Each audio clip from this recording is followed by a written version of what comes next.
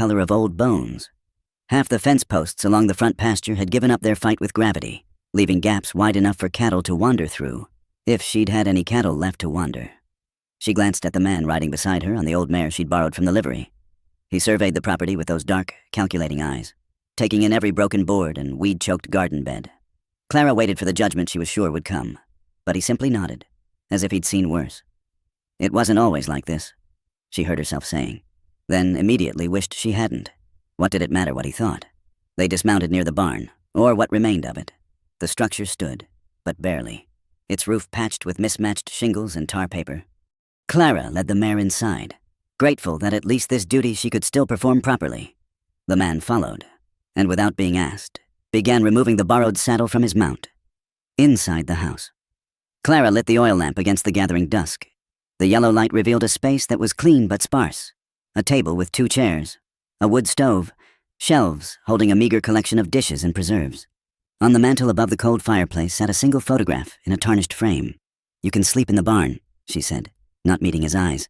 "There's fresh hay in the loft, and blankets in the trunk by the door. I'll bring supper out when it's ready." She busied herself at the stove, aware of him standing motionless by the door. When she finally turned, he was looking at the photograph. Jacob stared back from the frame, frozen forever at 28, his smile confident and his eyes full of plans that would never be realized. "My husband," Clara said quietly. "Jacob, he died 3 winters ago." The man nodded slowly, then moved toward the door. Just before he left, he paused and looked back at her. His lips moved carefully, as if remembering how to form the words. "Thank you," he said, his voice deep and rusty from disuse. Then he was gone, leaving Clara standing alone in her kitchen, one hand pressed to her chest where her heart hammered against her ribs. Supper was simple, beans and cornbread, with the last of the preserved peaches from 2 summers ago. She carried the tray to the barn, finding him sitting on a bale of hay, working something in his hands. As she drew closer, she saw it was a piece of harness, and he was mending a broken buckle with surprising dexterity. "You don't have to," she began, but he looked up at her with something almost like amusement in his eyes. She set the tray down beside him.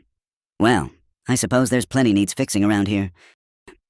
They ate in companionable silence, the barn cats emerging from their hiding spots to investigate the stranger. One brave tabby even rubbed against his leg, and Clara saw his hand drop to stroke its head with unexpected gentleness. That night, she lay awake listening to the familiar creaks and groans of the old house, but underneath those sounds was something new, the knowledge that she wasn't alone on the ranch for the first time in 3 years. It should have frightened her,